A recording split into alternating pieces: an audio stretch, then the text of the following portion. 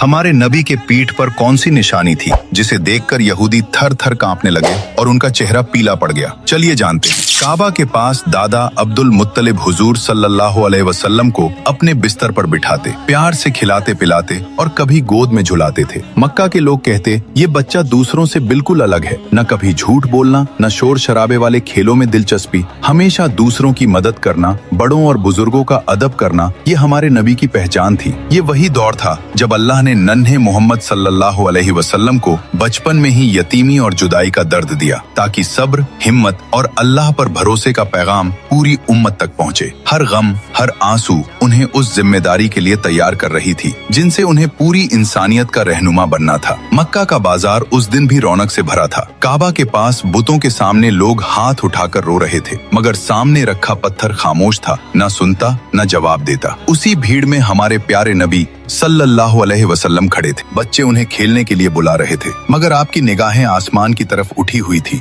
जैसे दिल गवाही दे रहा हो कि ये पत्थर कुछ नहीं कर सकते, अल्लाह ही है जो हर आवाज को सुनता है। उस दिन बाजार में एक यहूदी आलिम भी मौजूद था। उसे तौरात और पुरानी किताबों का बहुत गहरा इल्म था। वो दूर खड़ा ये सब मंजर गौर से देख रहा था। उसके दिल में सवाल उठा, ये बच्चा दूसरों से अलग क्यों है? ये भूतों की तरफ क्यों नहीं देखता? इसकी निगाहें बार बार आसमान की तरफ क्यों उठ जाती हैं? वो धीरे धीरे हमारे नबी के पीछे पीछे चलने लगा। जैसे ही उसकी नजर आपके दोनों कंधों के बीच पड़ी, उसका चेहरा फीका पड़ गया। आपके कंधों के बीच मोहरे नबूवत साफ नजर आ रही थी। यहूदी थर थर कांपने लगा और कांपते हुए कहा, यही वो आखिरी नबी है, यही है वो जिसकी निशानियां हमारी किताबों में सदियों से लिखी है। लेकिन उसी पल उसके दिल में जलन की आग भड़क उठी। उसने सोचा, नबूवत तो हमारी कौम को मिलनी चाहिए थी, ये अरबों का बच्चा कैसे? शाम होते ही वो अपने साथियों के पास पहुंचा, जहां और कई यहूदी आलिम जमा थे। उसने कहा, आज मैंने उसे देख लिया। उस बच्चे की पीठ पर नबूवत का मोहर है। वो बुतों को नहीं मानता, उसकी निगाहें सिर्फ आसमान की ओर उठती है। वही आखिरी नबी है। ये सुनते ही बाकी आलिमों के भी चेहरे पीले पड़ गए। एक ने तौरात की इबारत पढ़ते हुए कहा, यहाँ लिखा है, मैं उनके भाइयों में से तुम्हारे जैसा एक नबी उठाऊंगा। भाइयों से मुराद बनी इजराइल के भाई हैं, यानी अरब, क्योंकि हजरत इस्माइल अलैहिस्सलाम और हजरत इसहाक अलैहिस्सलाम दोनों हजरत इब्राहिम अलैहिस्सलाम के बेटे थे।